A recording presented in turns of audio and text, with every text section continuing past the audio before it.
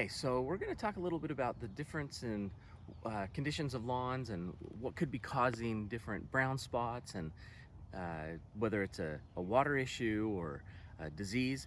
Well, we're going to look at this lawn right here. This one here, it's kind of the first of the season, but we are in May and this person has never watered their lawn. So you can see that if you don't water your lawn, this is what it looks like. It's very dry.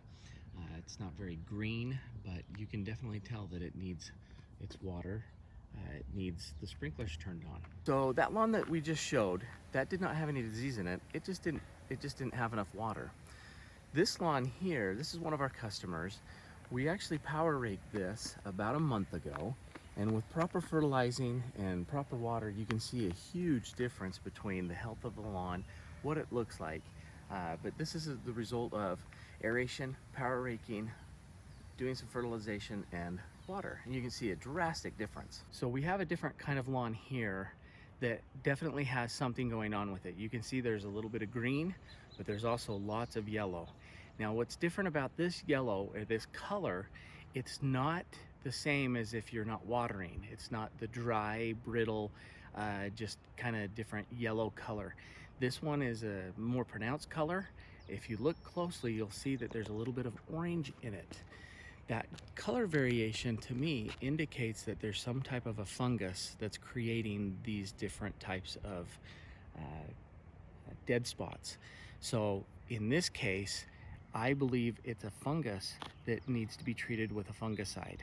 Depending on the kind of fungicide you get, some is a one-time treatment, or if you just get, if you go to a box store like Home Depot, they sell fungicides.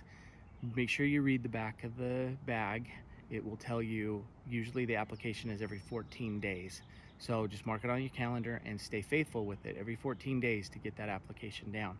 Whatever fungicide you end up getting, just pay attention and it'll tell you the instructions on it. But you definitely you stay with it, and it'll correct the problem that you're seeing here. So here's another example of a disease. You can see that this is a little bit dry, so it does need a little bit of water, but you can tell that this one has a little bit more consistent water than the first lawn that we talked about. This one here also has a lot of things going on, but if you look, you can see that there's some orange color discoloration in this as well. So to me, this is needs some fertilizer. Definitely doesn't have any fertilizer on it, but it also needs a fungicide along with it. When you start seeing that orange color, and you can kind of see some of the here where it's green and it goes into the yellow, it starts off kind of that orange color. So that's when you need to make sure that you're putting some kind of a fungicide down to combat that, and so it doesn't end up getting away from you to where you have this much yellow. Okay, so this is another example of the same thing, but one thing that you need to look for is right here in the grass. If you can't pull it up and it's still well rooted, see how if I pull on it, there's still roots to that. That is not a bug problem. That is a different kind of disease. Okay, we are back at our yard now, and I just wanted you to see we're in the same neighborhood. We haven't gone very far. This is our yard. So you can see a big difference in the coloration, and it's because we've been following the recipe. Fertilizing, we always put down a bug insecticide, and we always put down a fungicide to prevent any of the issues that may come up with some of the yards that we've been showing. So this is the result of just putting down everything, just following the recipe, and making sure that you don't miss a step, so that you prevent any of the diseases that could possibly be happening. Okay, just as a little side note, this section here in our yard is self-inflicted. This did not have a disease. This did not have any problems with it. It started out where we power raked, and we took a little bit too much. But the point here is, even though we power raked this about a month ago, you can see with fertilizing, it's starting to fill in on its own. So if you just continue to baby it along, a lot of this is going to fill in. It's not a very big area. We can try reseeding if it doesn't fill in. The other thing we can do is, since it's not that big of an area, it's only $6-7, we could get a piece of sod and then reintroduce some greenery there. But this here is our own fault, but you just keep following the recipe and it'll eventually come back. This is an update to a month ago.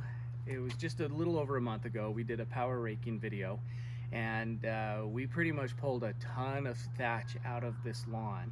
After we did that, we did another video of overseeding, and so this is what it looks like about a month later, what it looks like with fertilizing, doing kind of the recipe that we talk about, preventing with bug killer, preventing with insecticide, doing a fungicide treatment, and then getting some water on it. This is also, we did it overseeding, so we did some overseeding, but you can see how this is starting to fill in after a month's time.